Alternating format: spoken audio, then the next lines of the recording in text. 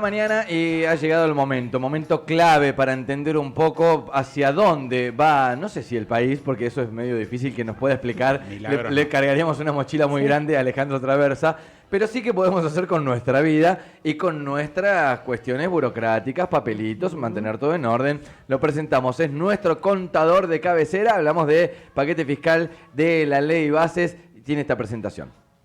La mañana pide noticias. Las noticias piden su espacio. La entrevista es el tema del día. Estás en Segundos Afuera. Segundos Afuera. Estás en K2. En otra época de este mundo él podría haber sido un gurú que nos explica qué hacer con todos nuestros papelitos y para el ordenamiento fiscal de nuestras cuentas. Le damos la bienvenida con este fuerte aplauso. Es Alejandro Traversa, es la nota del día. Contador público, es el presidente de la Delegación Necochea del Consejo Profesional en Ciencias Económicas desde el año 2019. Bueno, tiene por supuesto su estudio contable en calle 60 3334. Ale, querido, ¿cómo andamos? Bienvenido. Hola Raúl, buenos días. ¿Cómo estás vos? ¿Cómo están los chicos? Bueno, nosotros de ánimo bien, desorientados respecto a cómo estamos con el ordenamiento fiscal. ¿Cómo andás vos? Me imagino que son días movidos también, ¿no?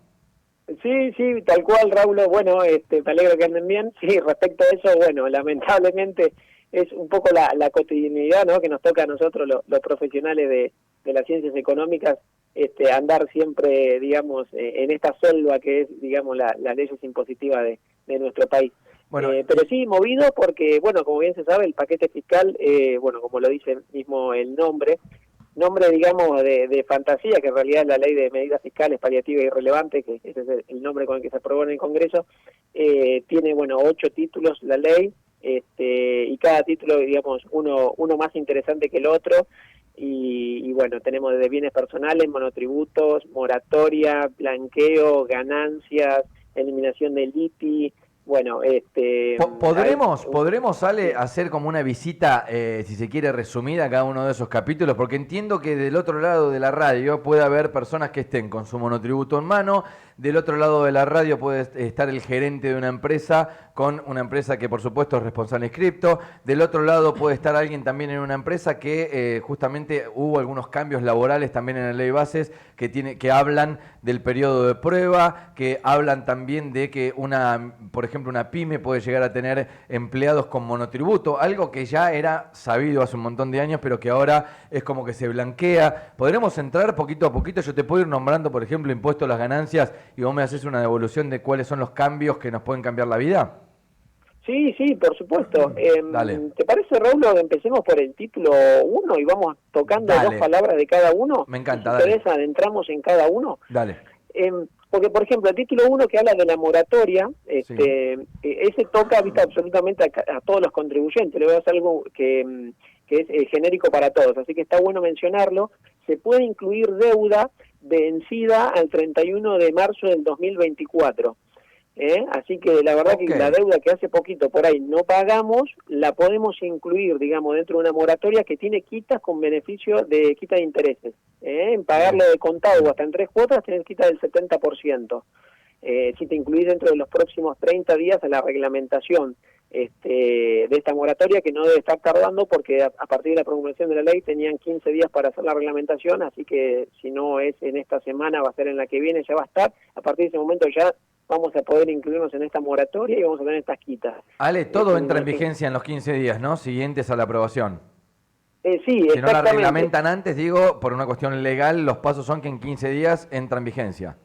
Exacto, pero bueno, es necesaria la reglamentación porque la reglamentación tiene que despejar algunas dudas que por ahí la ley en forma general establece con carácter imperativo, pero dice qué hay que hacer, pero no dice cómo hay que hacerlo. Entonces, desde la práctica se hace imposible si no está la reglamentación, que seguramente va a aparecer porque, así como entiendo, se ha trabajado en el articulado paralelamente, se habrá trabajado, digamos, en la reglamentación para cuando hubiera ocurrido la sanción, así que seguramente que estará al caer y ahí ya vamos a poder, como quien dice, aprovechar todas estas herramientas, por lo menos, que han surgido. Digo, es un aprovechamiento de ambas partes, digamos, si se quiere un win-win, porque me imagino que es una ventaja para, si se quiere, aquella persona que tiene una empresa o es monotributista y hoy tiene deuda, y también el gobierno lo hace por una cuestión recaudatoria, ¿no?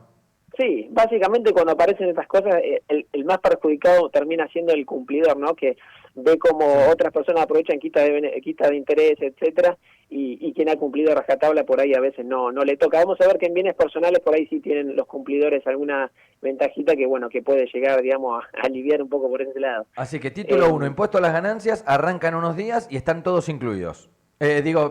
Moratoria, ese era el título 1. Moratoria, están todos incluidos con deuda vencida el 31 de marzo de este año, se puede incluir toda la deuda, tenemos quita de interés, y bueno, dependiendo del tamaño, digamos, de la empresa o del sujeto, el anticipo es más pequeño, más grande o más pequeño, sí. Pero bueno, que se sepa eso. Hay condonación de multas también, con el solo hecho de incluir, por ejemplo, yo, no hice la presentación de la declaración jurada, me sancionaron con una multa.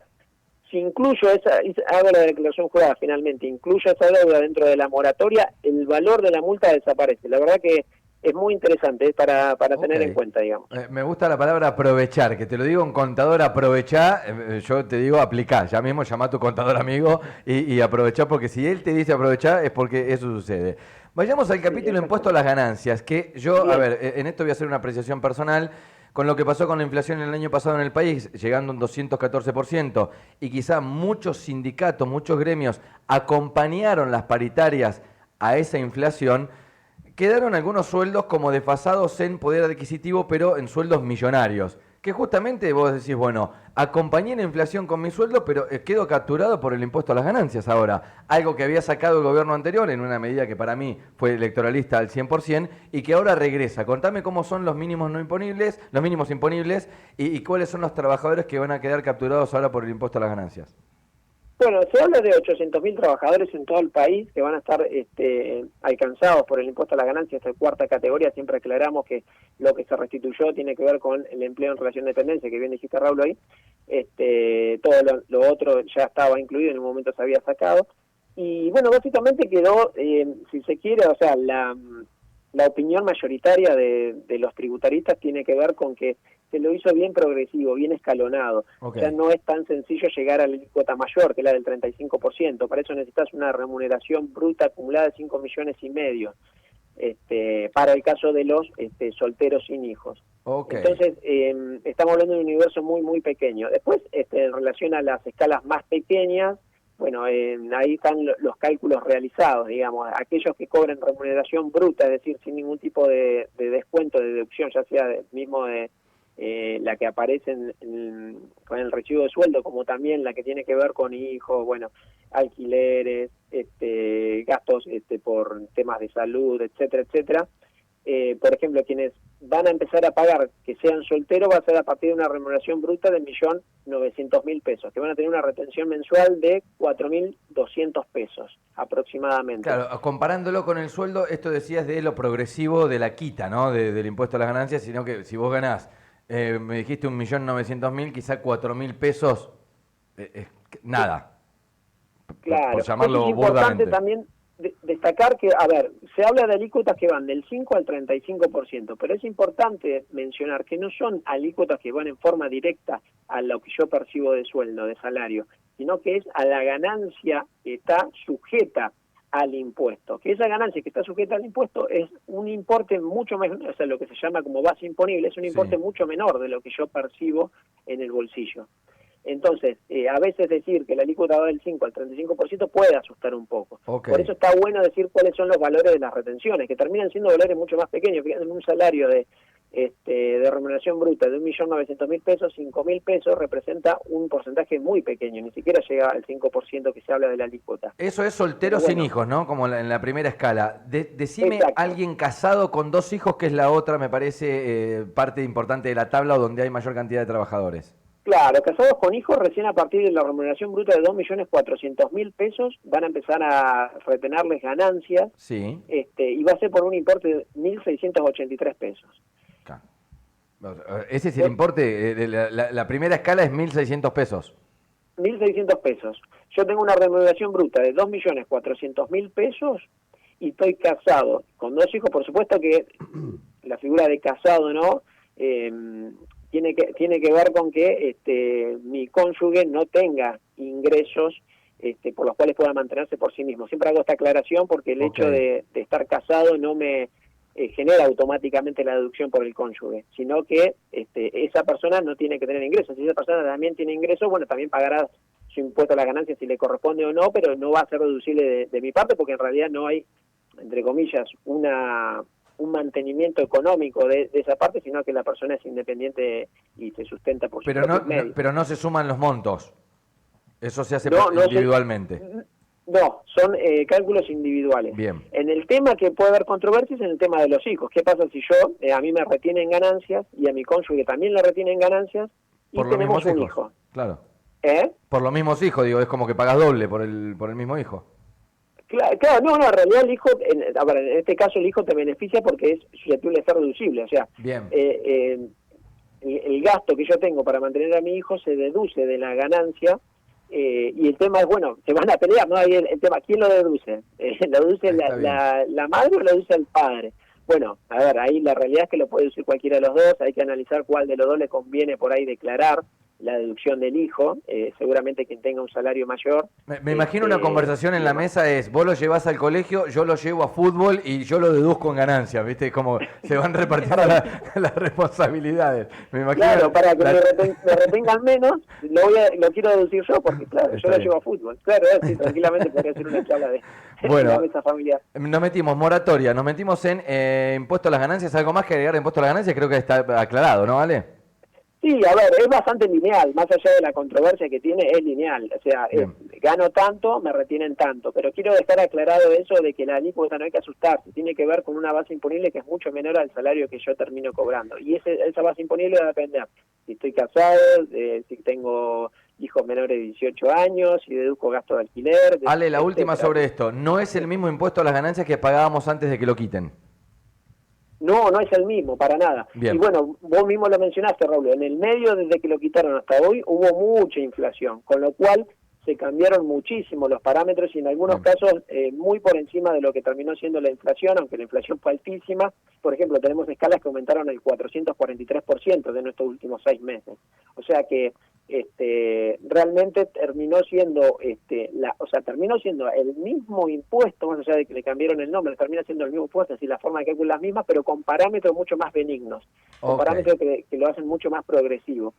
Así que no, estamos en un intermedio, no estamos ni en la panacea de que se quitó con las medidas económicas preelectorales, ni en el escenario anterior, que por ahí llegabas más rápido a las últimas categorías. Estamos en un intermedio. Bien.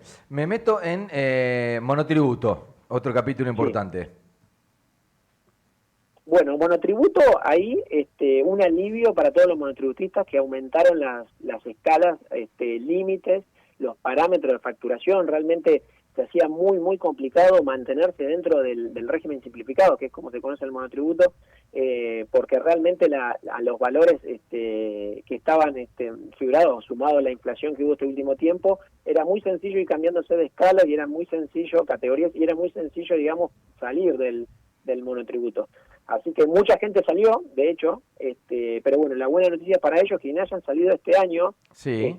pero se encuentren, digamos, categorizados, podrían encontrarse categorizados con los parámetros nuevos, pueden regresar al monotributo. Así que eso es importante. Quienes hayan perdido aquel que se pegó la palma de la mano en la frente, se ha escuchado esta frase en el último año de me pasaron a responsable inscripto muchísimo, porque no les daban justamente los márgenes, pueden regresar.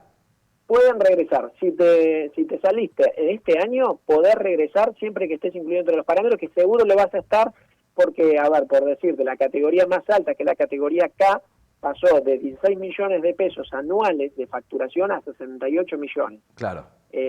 Seguramente que si te pasaste no ha sido por mucho, y si fue por el doble, igual también, y si fue por el triple también, claro. Así que cada uno de los que te haya pasado seguramente va a poder regresar, eso está bueno. Pero bueno, nunca dejar de consultar porque más allá, digamos, de que está bueno estar en el monotributo, que pareciera que siempre conviene, no es así. A veces las categorías más altas, entre pagar la categoría más alta y estar, digamos, en el régimen general, muchas veces económicamente termina siendo conveniente estar en el régimen general, ¿no? En donde uno puede tomarse el crédito fiscal del IVA, si bien es un poco más compleja la tarea administrativa, que igualmente va a recaer sobre el contador o el profesional de ciencias económicas, no quiere decir que sea más caro, digamos, estar en el régimen general en todos los casos que estar en el monotributo. Hoy día, con la actualización que hubo de valores mensuales, Sí. que tiene que ver con locación, prestación de servicios, la categoría K, que sería la más alta, acordémonos que ahora se unificaron las dos, lo que es venta de bienes y servicios, se unificaron y ahora tienen una sola escala que va de la categoría letra A, la más pequeña, a la K, la más alta, son 867.000 pesos por mes. O sea, es mucho Claro. dinero, con lo cual ahí hay que hacer evaluaciones en las últimas categorías a ver si realmente conviene formar parte del monotributo o no, pero bueno, en principio es una gran noticia, digamos, este aumento, digamos, de los límites de parámetros de facturación anual. ¿Hubo cambios en el monotributo social? ¿Había alguna duda sobre esto? Sí, muchas. La verdad que, muchas dudas había. A ver, el Ejecutivo tenía toda la intención de que se eliminara. Finalmente no se elimina, sigue, y además sigue con un valor de 9.900 pesos mensuales. Mucho menor el aumento nominal que tuvo, digamos, esta cuota mensual a la que sufrió el resto del monotributo. Con lo cual no solo que sigue, sino que sigue en condiciones económicamente muy alcanzables, ¿no? Por quienes tienen que optar por este tipo de figura que claramente apunta a los sectores más vulnerables.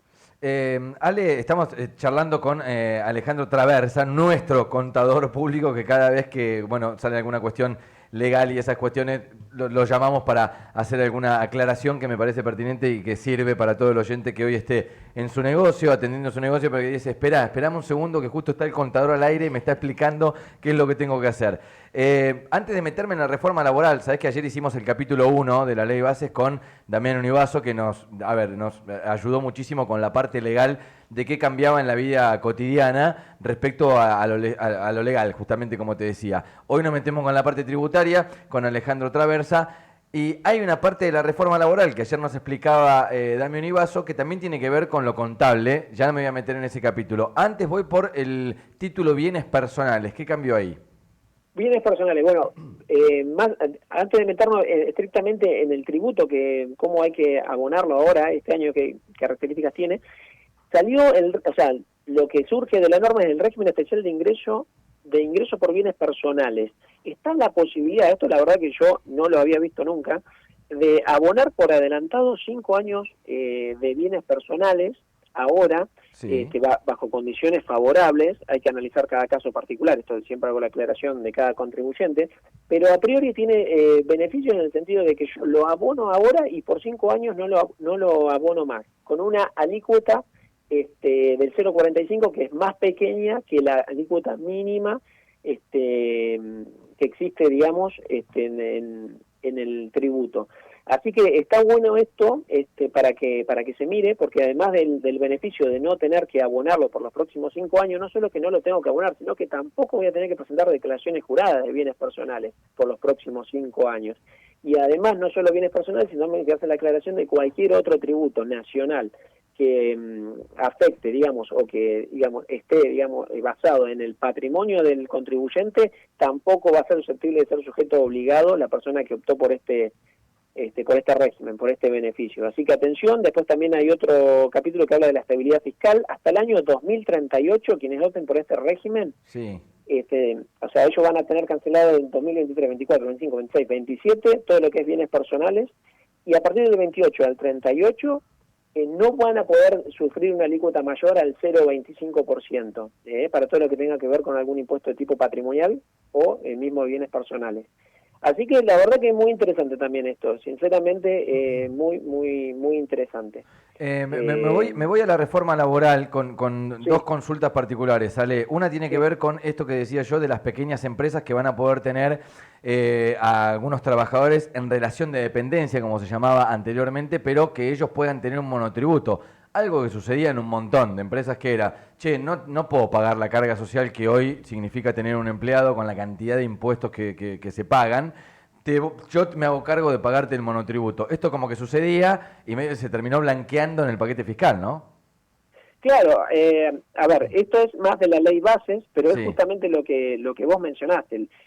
Lo que hizo la ley fue amoldarse a la realidad. Como no pudo combatirla, es decir, claramente seguían existiendo estas figuras que se trataban de empleados en relación de dependencia escondidos, y para no dejarlos en la vulnerabilidad, digamos, del trabajo informal, bueno, se le daba esta figura que, como sabemos, el monotributo tiene la posibilidad de abonar dentro del mismo tributo el componente de obra social y el componente de seguridad social que tiene que ver con la jubilación.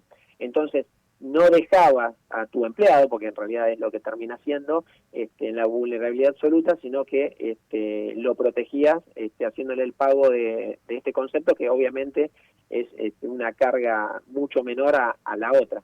Sí, a ver, es un sinceramiento, digamos, que la ley hace de la realidad laboral existente en nuestro país. La verdad que todo lo que tenga que ver con eso se celebra, pero bueno, obviamente que es un tema delicado que seguramente lo habrán estudiado largo y tendido para poder armarlo de esa manera. Sí, sí, totalmente, Raúl. Ale, me voy con la última y ya te pido ya una apreciación personal como profesional, como contador. Hasta ahora todo lo que estuvimos diciendo está reflejado y basado justamente en el paquete fiscal. Como contador, ¿cómo lo ves? Digo, ¿vas a tener un alivio para tus clientes? ¿Lo ves con buenos ojos? ¿Crees que el gobierno, además de aliviar un poco la carga impositiva sobre los usuarios, también va a tener como un efecto recaudatorio que le puede venir bien al país? Digamos, ahí te metí como 3, 4 condimentos como para poder que me des tu opinión como contador, ¿cómo ves este paquete fiscal aprobado recientemente? Bueno, en líneas generales lo veo positivo, pero bueno, tocando a ver también los temas, la moratoria lo veo positiva a los fines recaudatorios, claramente tiene un matiz injusto para quienes son cumplidores, eso siempre va a pasar con las moratorias. Título 2, blanqueo, bueno, ahí en lo personal siempre tengo, una opinión que tiene que ver cómo el legislador no se pone colorado cuando habla de blanqueo, ¿no? Cuando dice abiertamente, che, sabemos que acá hay un montón de activos que no están regularizados. Bueno, vamos a hacer un sinceramiento para que ustedes los traigan y yo te condono absolutamente todo y no te pregunto cómo hiciste para obtener ese ingreso. Sí, y lo peor de todo es que no se ponen colorados siendo ellos o seguramente algún pariente de ellos los que también aplican el blanqueo, ¿no? Digamos que es peor la situación. En ese caso particular agregaron un artículo que tiene que ver con que están excluidos de poder realizar el blanqueo los funcionarios públicos. Ah, ok. Así que a mí me parece que, para que aclarar, o sea, deberíamos entender que ningún funcionario público debería necesitar estar incluido en el blanqueo, pero bueno, eso ya es un tema más personal. Sí. Después, a ver, vamos a seguir repasando. El título 3, bienes personales, me parece muy positivo. La idea esta de poder abonarlo en forma adelantada por 5 años, también estamos en Argentina, todo muy difícil hablar de 5 años, la gente va a desconfiar enseguida y va a decir, bueno, pero que acá 5 años sacan otra ley o derogan esta y yo quedo en el medio. Bueno, más allá de eso me parece positivo esta digamos, novedad. Está bueno ir ayornándose, digamos, con no mantener siempre los tributos de forma histórica, porque la verdad que los tiempos van cambiando, entonces está bueno que eso también vaya cambiando.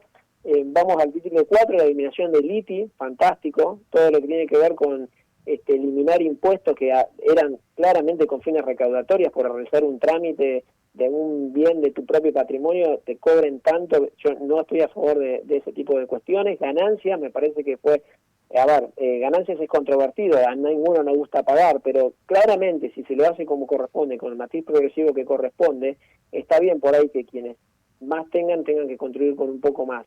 Eso sucede, digamos, en todo el ámbito del impuesto a las ganancias, y por ahí no venía, incluso con el monotributo, quien tenga más facturación va a pagar más, y dentro de lo que es el componente monotributo está impuesto a las ganancias, eso no hay que olvidar, está IVA, está impuesto a las ganancias. Entonces me parece que las personas que también obtienen un ingreso, más allá de que sea por relación de dependencia, creo que está bien que también sea progresivo y que quienes más ganan paguen un poco más que quienes menos ganan. Después, yendo a lo que tiene que ver con monotributo, súper positivo el cambio, súper positivo. La verdad que ya estaba asfixiando a todos los monotributistas no avanzar con los parámetros de facturación anual, así que eso también se celebra. Y el último título que tiene que ver con la transparencia fiscal, la verdad que esto es una novedad que está buenísima, que a partir del año que viene, tanto sean tickets o facturas a consumidor final, exentos, monotributistas, etcétera, se va a discriminar el IVA, a pesar de que no sea utilizado como crédito fiscal, se va a discriminar, así la gente tiene conocimiento de cuándo se va a pagar, como también se va a discriminar otros impuestos nacionales. Entonces va a quedar un renglón donde va a decir precio sin impuesto, tanto. Entonces la gente va a poder observar cuánto está pagando por lo que está comprando y cuánto está pagando de más por todos los impuestos que está cobrando el Estado. La verdad que celebro eso también, así que bueno, eso fue un resumen, Pablo, de lo que sería todo el... Resumen positivo entonces fiscal. podemos decir del nuevo paquete fiscal. Ale, Sí. muchísimas gracias, creo que aclaramos un montón de dudas que podíamos llegar a tener los contribuyentes, sea en la medida que fuese. Gracias por esta nota y te tenemos ahí al teléfono en cualquier momento por cualquier duda. Dale, como siempre, Pablo, un abrazo grande para vos y para todos ahí. Alejandro Traversa, contador público, en la nota del día, el paquete fiscal aprobado junto a la Ley Bases. La entrevista del día fue presentada por Laboratorio.